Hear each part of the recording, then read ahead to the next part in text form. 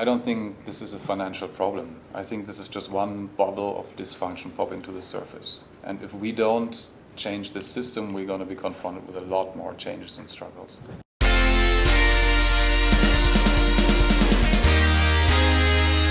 With the global economy in the tank, what part has business ethics played in creating this worldwide crisis? Back joining me now is Peter Matthies from the Conscious Business Institute. Pleasure to have you here today, Peter. Nice to be here, Greg. So, well, I think you've been hearing the theme today, but is this an economic crisis or an ethics crisis that we're going through right now? It definitely, ethics plays into it. But if I think about ethics, it's really an abstract word for me. So when I get up in the morning, I don't really think about, do I behave ethically or not? I bet you're going to have an interesting day then. Yeah, probably very boring. It's off to a good start. Very boring.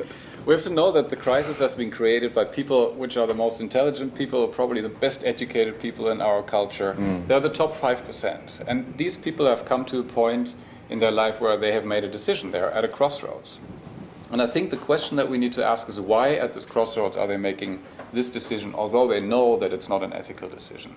I think that's the key question. Scott earlier said right versus right. Is that how you see this? Is this right versus right, or? Yeah, I don't think right or wrong, blaming other people is going to get us anywhere. I think, and this is an approach that we've developed, is that it comes back to what we call the model of dominance and subservience.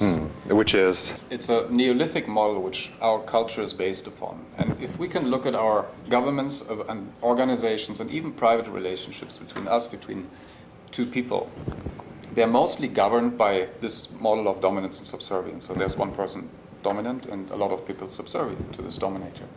And this is a lack-based model where we say we either have to be subservient or we have to get these resources, which in this case is money, in order to be in a dominant role.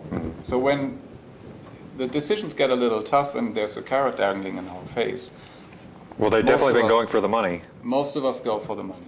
And so we have to look at this model and understand that this is driving many of our people at Wall Street, our government, and even everybody of us. So what do we do about it?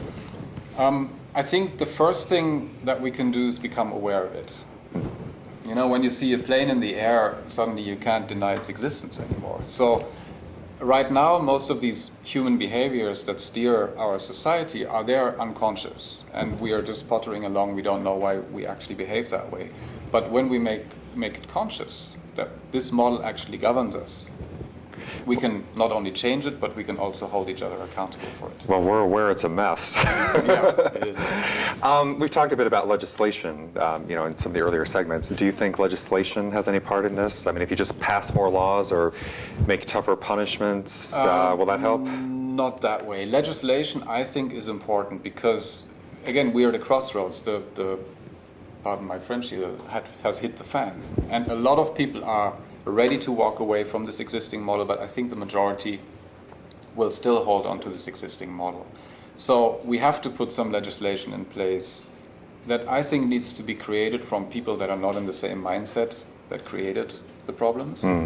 So a lot of the people in the financial administration right now are the people that used to be at Goldman Sachs or in the So you have kind of not the fox guarding the hen house, but the fox writing the laws about guarding the hen house. Yeah, exactly. So I think government intervention is important to some extent, but whenever you tighten the system, people will find loopholes, and that's been discussed in the earlier versions here. So people will try to sneak around. So I think it's really important to make people aware of their own human behavior so they can become accountable for it. Okay, so you do this at the individual level, not the organizational level? Or? We start on an individual level. And we obviously start with a leader. We have the saying in Germany, the fish stinks from the head. So it's a leadership problem at first. That's the American way, by the way. It's, if you look at these big companies, it's always the guy who's the crook. I mean, going back to the Enron days, And then what do you do about it when the top guy is crooked?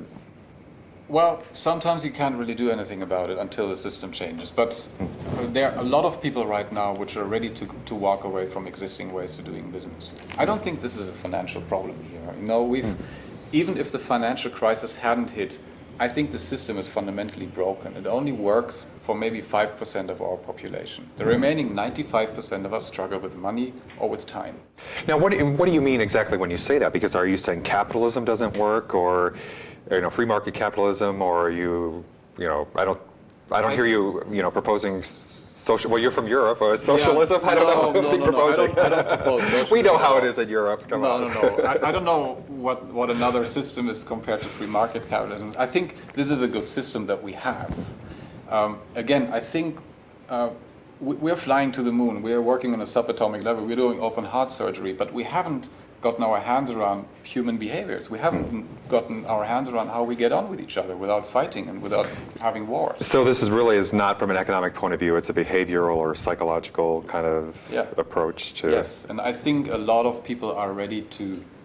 They're asking questions. Isn't there another way to do it? That where I can experience more peace of mind, where I can say this job is fulfilling me, doesn't burn me out. Everybody's exhausted from working.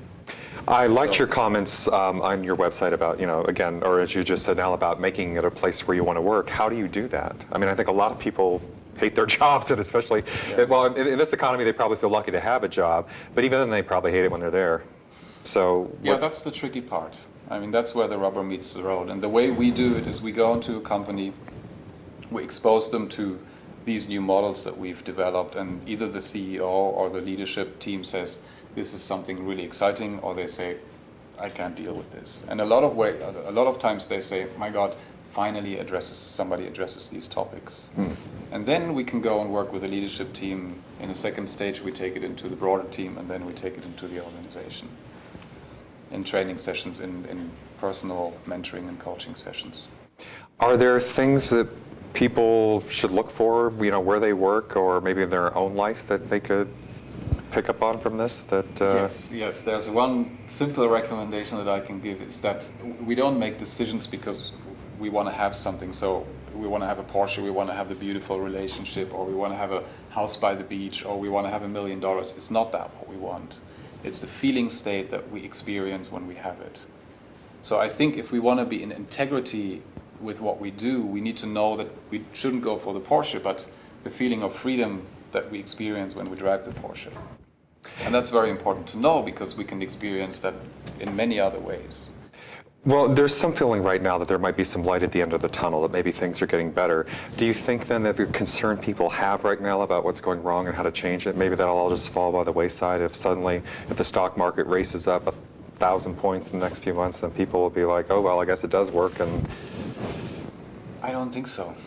As mentioned, I don't think this is a financial problem. I think this is just one bubble of dysfunction popping to the surface. And if we don't change this system, we're going to be confronted with a lot more changes and struggles. Well, thank you very much, Peter Matthies from the Conscious Business Institute. Thanks, everybody, for watching. We'll see you next time.